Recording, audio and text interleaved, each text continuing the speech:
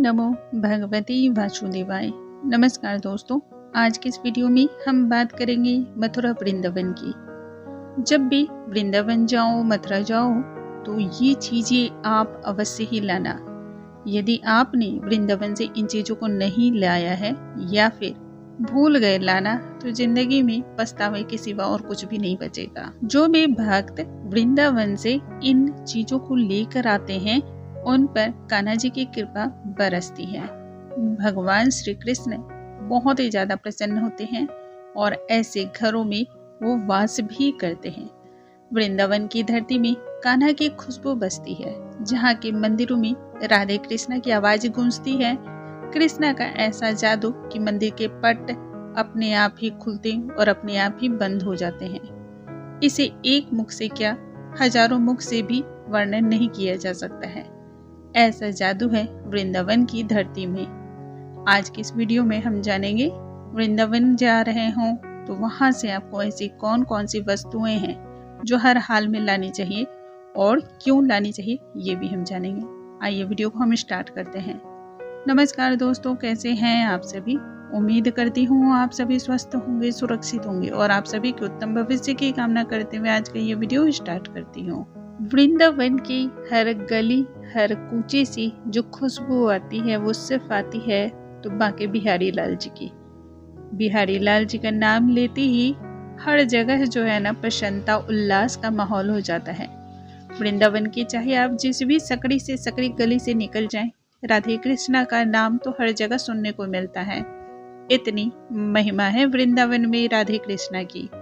तो समझो यदि आपको इतना सौभाग्य की प्राप्ति हो रही है कि आप भगवान श्री कृष्ण के धाम वृंदावन जा रहे हो तो आप पर भगवान श्री कृष्ण का कितना आशीर्वाद है, कितनी महिमा है आपकी। वृंदावन जाने का सौभाग्य हर किसी को प्राप्त नहीं होता है। बहुत मुश्किलों से और नसीब वालों को ये जो है मिलता है।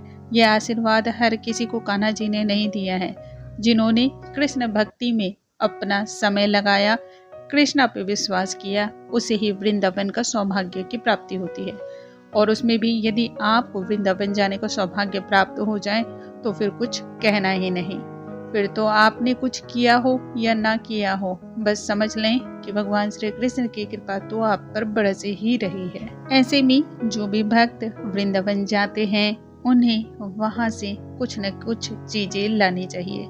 खासकर वो चीजें जिनसे कन्हैया जी प्रसन्न होते हैं, खुश होते हैं। इन चीजों में खुशबू बसी होती है कान्हा जी की। इसलिए वृंदावन जब भी जाएं तो कुछ न कुछ चीजें अवश्य लेके आनी चाहिए। लेकिन वो कौन सी चीजें हैं, क्योंकि मार्केट में बाजारों में बिकती तो बहुत सारी चीजें हैं, लेकिन हर चीजें कान्हा जी को अपनी ओर नहीं खींच सकती हैं।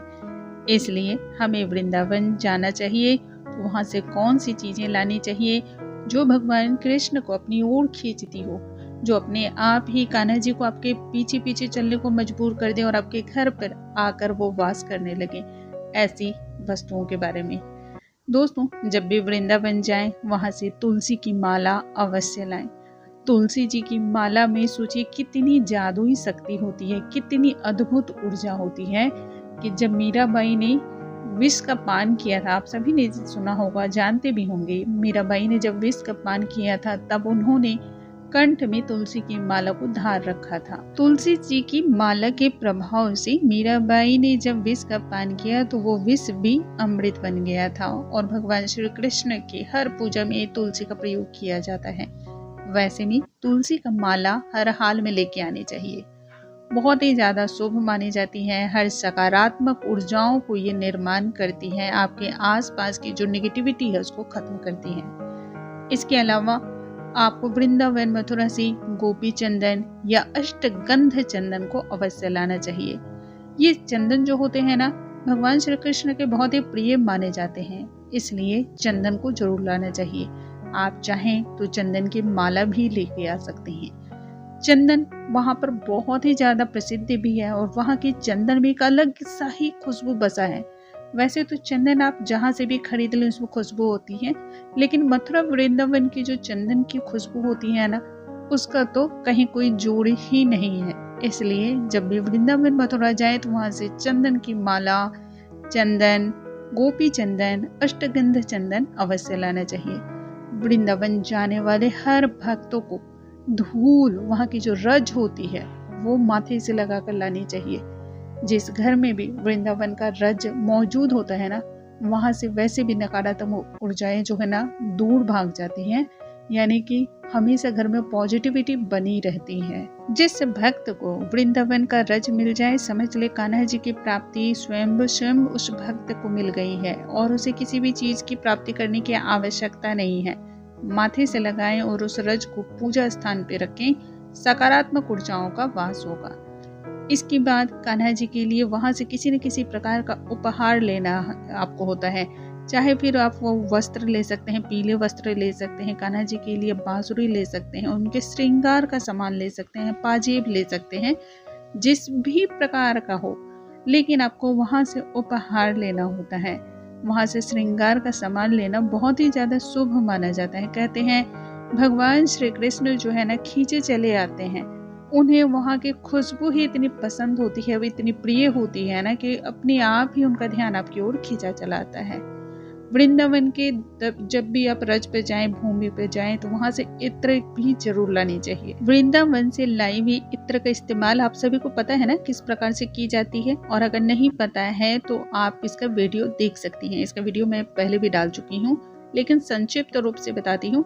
आपके यहाँ लड्डू गोपाल है, इसी इत्र का इस्तेमाल जल में डालें और उससे स्नान कराएं। इस इत्र के इस्तेमाल से कान्हा जी को पूरी तरह से अच्छी तरह से लगाएं। प्रतिदिन इनकी खुशबू कान्हा जी को अर्पण करें।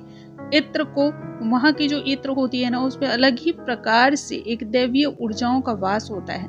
यदि आप किसी शुभ कार्य के लिए जा रहे हैं ना, तो इस इत्र को लगा के जाएं, आपका वो कार्य बनने की जो संभावना होती है कई गुना ज्यादा हो जाती है। किसी भी कार्य के लिए आप जा रहे हो, उसमें सफलता प्राप्त होने के चांसेस कई गुना ज्यादा बढ़ जाते हैं। वृंदावन जाने वाले, बांकीलाल बिहारी के मंदिर में जाने वाले सभी भक्तों को कान्हा जी पर चढ़ा हुआ फूल की माला या फूल लानी चाहिए। वो यदि आप बाहर से खरीदते हो, खरीद कर उसे कान्हा जी पर चढ़वाते हो और फिर आप वहाँ पंडित जी से बोलेंगे ना, तो वो जो है आपको वो फूलों की माला देते हैं। और यदि किसी भी कारणवश आपको वो फूल नहीं प्राप्त होते पाते हैं, तो आप जब भी जो भी फूल मांगेंगे वही वो पंडित जी अपने मन से, अपनी इच्छा से वो आपको दे देते हैं। इन फूलों को आप अपने घर लेकर आए, और जब कभी भी आपको ऐसा लगे कि आप बहुत दुखी हो रहे हो, आप बहुत ज़्यादा कष्ट में हो, तो फूलों को हल्का सा हाथों से ही घिसिए, उसमें थोड़ा सा गंगा जल मिलाइए, उसका तिलक कीजिए, लेप कीजिए। आप देखेंगे कि आपके टेंशन थोड़ी देर में खत्म हो गए हैं। बच्चे बात ना मानते हो तो बच्चे जहाँ पे सोते हैं वहाँ पर आप फूलों का थोड़ा सा भी अंश अगर रखते हैं, तो आप देखेंगे बच्चों के स्वभाव में जो है ना बहुत ज्यादा परिवर्तन आने लगा। आपकी बात को सुनने लगे हैं, समझने लगे हैं, बच्चे जिद्दी नहीं होते हैं। ऐसे स्थान से आपको दीपक लाना चाहिए। वैसे किसी भी तीर्थ स्थल पे चले जाएं, वहां से आपको दीपक लाने की चेष्टा करनी चाहिए। दीपक जो होता है ना, वो कई सारी ऊर्जाओं का समावेश माना जाता है। दीपक में उस तीर्थ स्थल का जो है ना एक अलग ही प्रकार का ऊर्जा समाया होता है। ऐसे में जब भी आप तीर्थ स्थल पर जाते हैं और वहां से दीपक को लाकर अपने घर में इस्तेमाल करते हैं, तो समझ लें कि आपके घर में भी वैसी ही ऊर्जाओं का समावेश होता है, वैसी ही ऊर्जाओं का संचार होता है। ये दीपक अपने आप में ही बहुत ज्यादा अद्भुत क्षमता रखते हैं। वैसे मथुरा वृंदावन के पेड़े भी बहुत ज्यादा मशहूर हैं। जब भी आप यहाँ जाओ तो वहाँ के पेड़े जरूर खाओ। बहुत ज्यादा यहाँ के पेड़े अच्छे लगते हैं, स्वादिष्ट तो होते ही हैं, लेकिन जो है ना वृंदावन और मथुरा में चूंकि गायियाँ, इसके अलावा दूध दही का बहुत ज्यादा प्रावधान है, तो यहाँ पे जो पेड़े मिलते हैं उसमें शुद्धता होती है, इनका स्वाद बिल्कुल अलग सा होता है। सचमुच जब आप घर में बहुत देर लगा के, बहुत ज़्यादा ध्यान करके किसी भी खाना को बनाते हैं, किसी भी भोजन को जब आप बनाते हो, तो उतना ज़्यादा स्वाद नहीं लगता है। लेकिन जब आप भोग के नाम पे बनाते हैं तो आपने देखा होगा उसमें अलग ही प्रकार की एक शक्ति आपको महसूस होती है, एक अलग ही प्रकार का उसमें टेस्ट आ जाता है, बहुत ही स्वादिष्ट बन जाता है। तो सब प्रभु की कृपा है। दोस्तों, मुझे यकीन है आज का ये वीडियो आप सभी को पसंद आया होगा। ऐसी और भी वीडियोस के लिए हमारे चैनल पे बने रहें। अगले वीडियो में नई जानकारी के साथ फिर से मिलेंगे। तब तक के लिए नमस्कार दोस्तों।